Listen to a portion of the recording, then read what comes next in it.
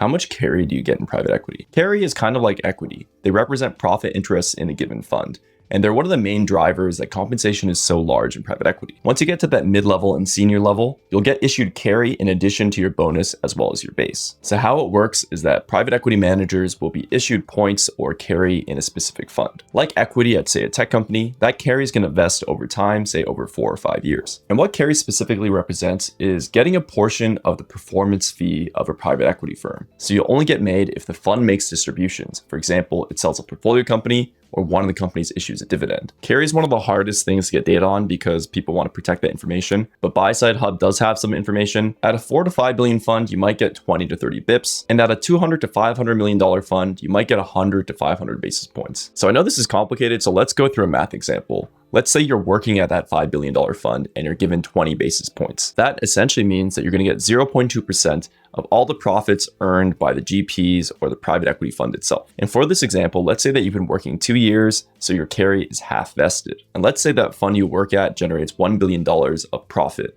and it earns a 20% performance fee on all of that. That essentially means that there's $200 million to go around for all of the private equity GPs, and you'll get 0.2% of that, which turns out to $400,000. However, your carry is only half vested. It'll continue to vest over time, but at that moment, assuming all the distribution comes at once, you'll get a check of $200,000. And you can see how this really adds up over time. If you're a junior partner at a smaller fund and you have like 1,000 or 2,000 basis points, this could become millions of dollars over years.